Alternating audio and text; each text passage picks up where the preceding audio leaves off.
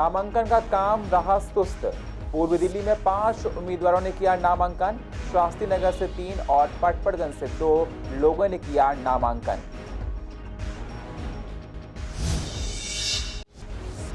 GTB enclave में घर के बाहर निकलते ही शख्स की गोली मारकर की गई हत्या।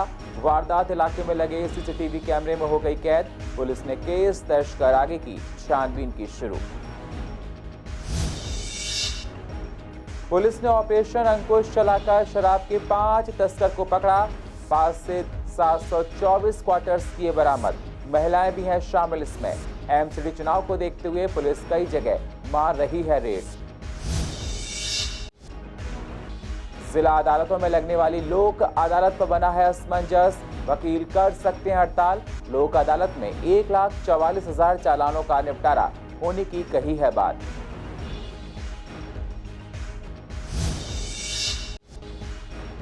और कड़कड़ डूमा गांव में नालियों की नहीं होती है समय पर सफाई। पनप रहे हैं मच्छर। बदबू से लोग परेशान। लोगों को बीमारी फैलने की है आशंका।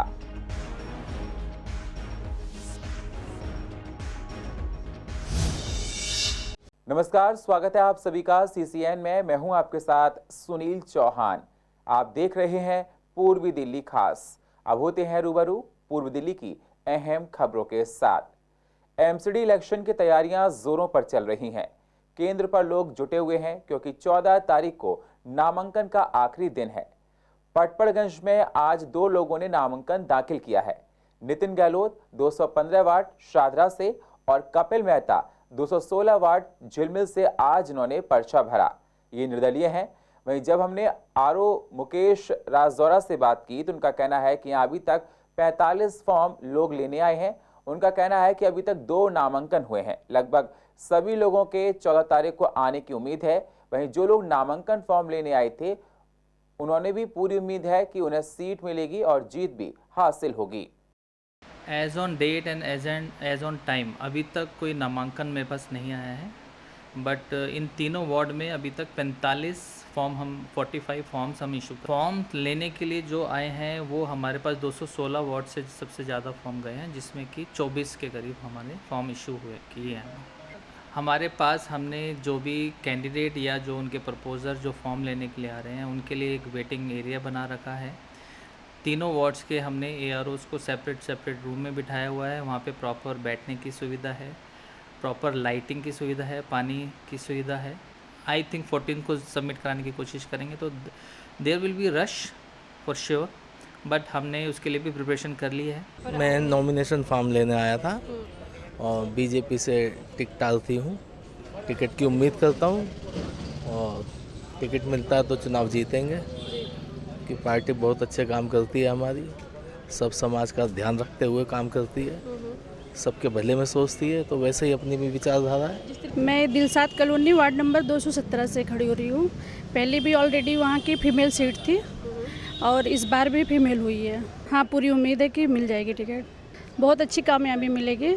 और एक्चुअली हमारे फादर इन लॉ भी पहले मेयर रह चुके हैं दिलसाद कॉलोनी वार्ड से, तो उन्होंने बहुत अच्छा काम वहाँ पे किया है और 2007 से पहले कभी भी बीजेपी की सीट वहाँ से नहीं निकली थी। वहीं शास्त्री नगर में भी नामांकन की रफ्तार बहुत सुस्त देखी गई। शास्त्री नगर से 3 नामांकन किए गए। गड़ोली से बीएसपी की तरफ से राज रानी करदब, न्यू अशोक नगर से रूपेश कुमार निर्दलीय और न्यू अशोक नगर से संजय रस्तोगी ने पर्चा भरा है। एसडीएम का कहना है कि 2 दिन तक कोई नामांकन नहीं होगा। 14 को सेंटर पर भारी भीड़ फिर से देखी जाएगी।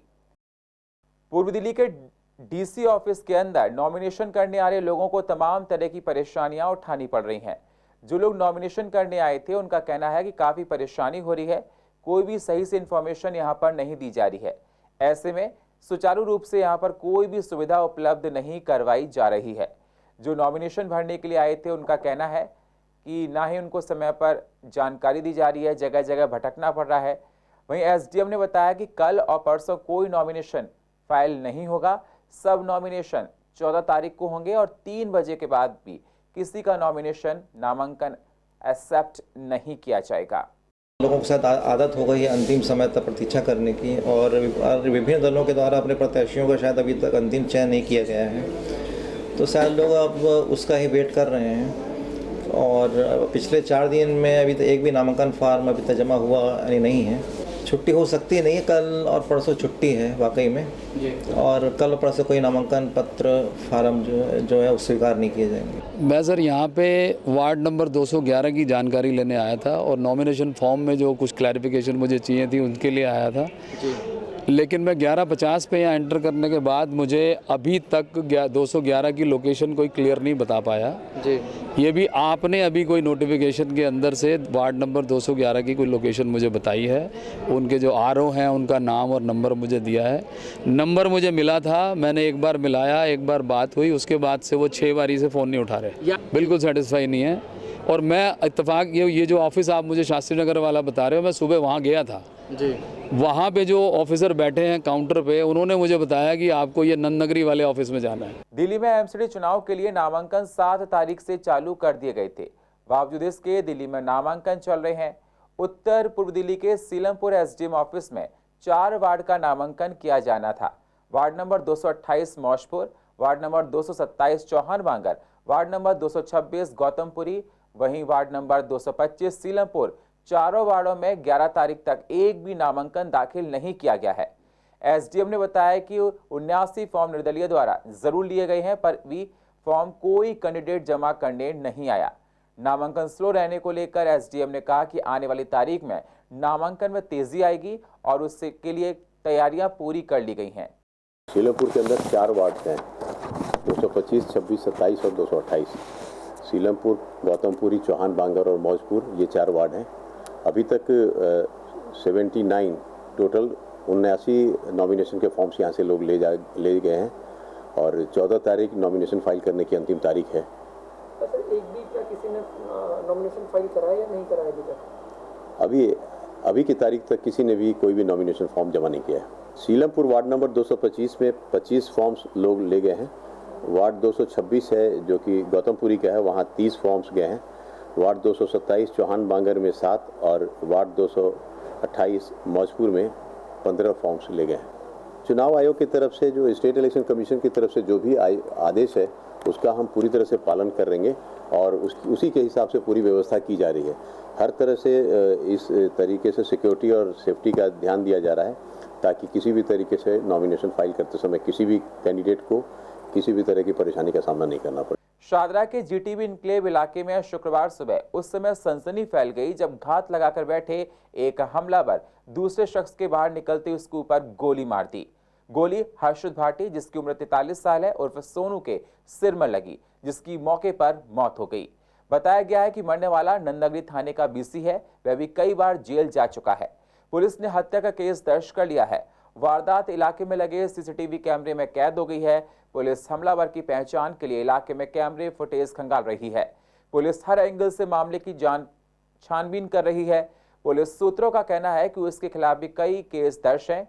आपको बता दें, आला अधिकारी मौके पर छानबीन कर रहे हैं। बताया जा रहा है कि हर्षद परिवार के साथ जीटीबी इनक्लेव के जनता फ्लैट में रहता था। वह प्रॉपर्टी डीलर का काम करता था। परिवार में पत्नी, 2 बच्चे और अन्य परिजन है। शुक्रवार सुबह वह बाहर गए थे। करीब 9:30 बजे वह बुलेट बाइक से घर वापस लौट रहे थे। उसी दौरान पहले से घात लगाकर बैठे शख्स ने उसके पास आकर उसके सिर में गोली मार दी।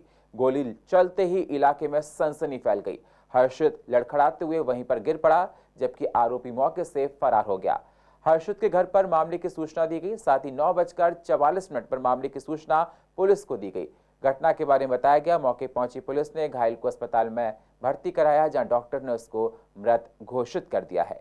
परिवार वालों का रो रो कर बुरा हाल है।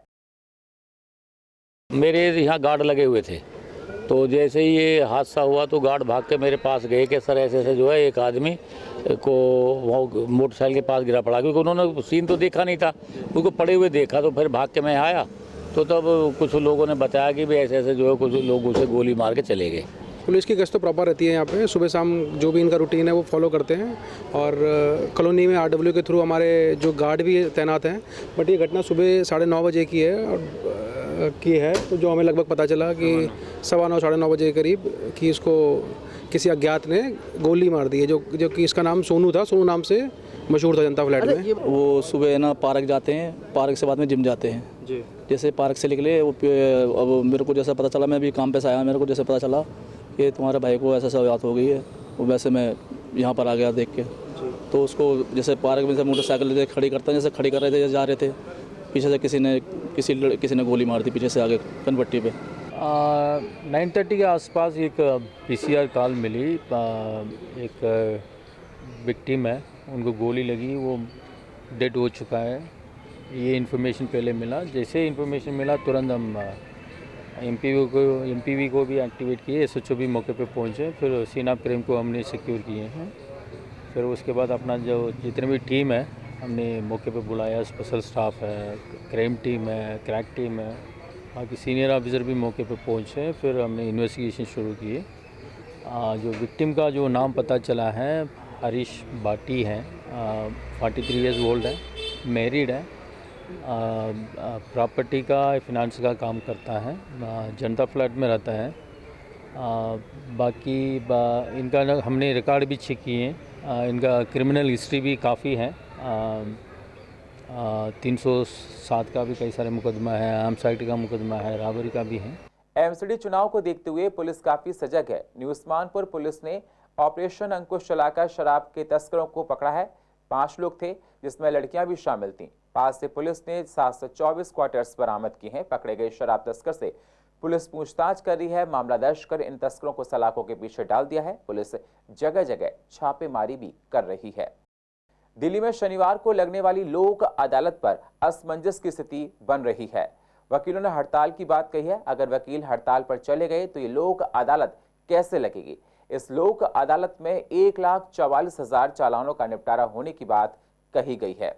करकाडूमा कोर्ट की बात करें तो ट्रैफिक के 30 कोर्ट अलग अलग बैठेंगी, जिसके अंदर पूरी दिल्ली में 1,44,000 चालान का निपटारा किया जाएगा। देखिए बेसिकली क्या है कि अगेन जैसे पहले भी ऐसा होता रहा है कि वेबसाइट हैंग हो जाती है, क्योंकि जो सर्वर है दिल्ली पुलिस का वो बहुत ज़्यादा लोड को झेल नहीं पाता। इस बारी भी ऐसा देखने को मिला है कि जहाँ पे लोग अपना चालान निकालना चाहते थे लेकिन वो नहीं निकल पाया, लेकिन 1,44,000 चालान का जो कोटा था फिर भी वो पूरा हो गया, तो पूरे चालानों का कोटा भर गया है। तो इस बारी कोर्ट पूरे 1,44,000 चालान का निपटारा करेगी। करकाडूमा गांव काफी पुराना गांव है, जहां कुछ लोग काफी समय से रहते हैं, लेकिन हालात बहुत खराब हैं। लोगों का कहना है कि नालियां की सफाई समय पर नहीं होती है, कचरा भरा पड़ा है, बीमारियां फैल रही हैं, गंदगी से हाल यहां पर बुरा है। घर के आगे भी नालियों का पानी बहता रहता है, जिससे कई बार लोग गिर भी चुके हैं, बीमारियां फैल रही हैं। इलाके के लोगों का कहना है हम लोग कई बार इसकी शिकायत प्रशासन से की पर कोई समाधान नहीं हुआ। हम चाहते हैं कि जल्द से जल्द इस समस्या का समाधान किया जाए, जिससे इस प्रकार की हो रही परेशानियों से इलाके के लोगों को राहत मिले। ये दिक्कत ये नाली भरी रहती है। अच्छा। सड़क भरी रहती है, निकलने को परेशान हो जाते हैं। घरों के आगे भी पानी भर? हाँ, पानी भर जाता है घरों के आगे। कितने टाइम से दिक्कत चल रही है यहाँ तो बस बूझो मत ना, 1-2 साल हो गए। सीवर की सफाई करने आया था, एक खोल के चला गया। बहुत दिक्कत है नाली की, सबसे बड़ी परेशानी तो नाली की है, और उसके बाद ये सारे सीवर ब्लॉक हो जाते हैं और कोई सफाई वाला कोई नहीं आता, ना कोई झाड़ू वाली आती है, ना कोई नाली वाले आते हैं, कोई नहीं आता है यहाँ पे। मैं तो जब से मेरी शादी हुई मैं तो शादी करके यहीं आई हूँ। पता नहीं, मैंने तो कभी देखी नहीं है। मेरी शादी को 16 साल हो गए, मैंने तो देखी नहीं, गली बनी भी नहीं देखी है, और ना मैंने बाहर रोड बना हुआ देखा। यहाँ ये नाली की पानी 2-3 साल से परेशानी है, सीवर सारे भर जाते हैं, कोई आता नहीं है सफाई करने वाला। सब तरह की मुश्किलें, बच्चे भी गिर जाते हैं स्कूल से। जी बहुत ज़्यादा, बस निकला ही नहीं जाता। दिल्ली MCD चुनाव के लिए बीजेपी ने घोषणा पत्र जारी किया है, जिसमें बीजेपी ने झुग्गी में रहने वाले हर परिवार को पक्का मकान देने का वादा किया है। सभी सुख सुविधाएं दी जाएंगी। ऐसे में जब हमने कैंप में रहने वाले लोगों से बात की तो उनका कहना था कि वो यहाँ कई सालों से रह रहे हैं, लेकिन सरकार की तरफ से कोई सुविधाएं नहीं मिली हैं। हर बार चुनाव के समय वादा किया जाता है, इसके बाद वादों को पूरा नहीं किया जाता। चुनाव जीतने के बाद सरकार वादे करने भूल जाती है। सालों से रह रहे इन लोगों को कोई उम्मीद नहीं कि कालकाजी में जिस तरह से लोगों को फ्लैट मिले हैं, कभी उन्हें भी मिलेंगे। उनका कहना है कि सरकार केवल जुमले करती है और हम छोटे से जगह में कई लोग एक साथ मजबूरी में रहते हैं। ना ही राशन कार्ड बना है और ना ही कोई और सुविधा हम लोगों को मिल पाती है। मैम ऐसा है, अभी चुनाव का भी समय है दिसंबर में एमसीडी के चुनाव हैं, हो सकता है कि चुनाव की वजह से जुमलेबाजी भी हो सकती है कि एक घोषणा कर देते हैं, फिर वो पेपरों में पास हो जाती है घोषणा, लेकिन गरीब आदमी तक वो नहीं पहुंच पाती स्कीम कि फ्लैट मिल जाए।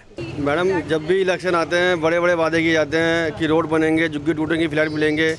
जब भी इलेक्शन खत्म होने के बाद ये वादे झूठे होते हैं हमेशा, कुछ इनमें कुछ नहीं होता है। भी कितने साल से झुग्गी यहाँ पे बनी हुई है? हम तो मैडम आज बचपन से 28 साल की उम्र हो गई, आज तक हमेशा सुनता है झुग्गी टूटेंगी, फ्लैट मिलेंगे, आज तक कुछ नहीं हुआ है। जब भी इलेक्शन आते हैं, जब भी वादे किए जाते हैं। फिलहाल के लिए झुग्गी का कंडीशन पहले से लेकर के आज तक वैसे का वैसा ही है, कुछ भी चेंजिंग नहीं हुआ है। लोग कहते हैं कि यहाँ पर ये झुग्गियाँ टूट करके आपको कहीं और शिफ्ट हो जाएंगे, आप लोग को फ्लैट मिला जाएगा। केजरीवाल के थ्रू इस झुग्गियों का कार्ड भी बाकायदा बनाया गया है और उस कार्ड का अभी तक 3-4 साल हो गया, कोई फ़ायदा नहीं हुआ है। कहीं किसी को कोई प्लॉट वगैरह कहीं कुछ नहीं मिला है। कुछ नहीं देंगे, सब ये धांधलेबाजी है। इलेक्शन आते हैं तो इनके नए वो निकल जाते हैं, बाकी कुछ नहीं मिलता। कोई देखने आता है यहाँ पे क्या हो रहा है? पानी देखो इतना गंदा आ रहा है। करे थे जिनकी पहले उठी उनको जगह दी है सरकार ने, कांग्रेस ने। पूछो कितनी झुग्गी उठी है। दिल्ली में एमसीडी के चुनाव को लेकर तैयारियां चल रही हैं। एसडीएम नामों की लिस्ट को चेक कर रही हैं, जिससे लोगों के नामों का प्यूरिफिकेशन हो सके। जिनकी शादियां हो गई हैं, जो लोग एक्सपायर हो गए हैं, जो लोग कहीं और शिफ्ट हो गए हैं, जो नए नाम जुड़े हैं, उन सबको एक फॉर्मेट में लगाया जा रहा है। उन सबको देखकर नई लिस्ट तैयार की जा रही है।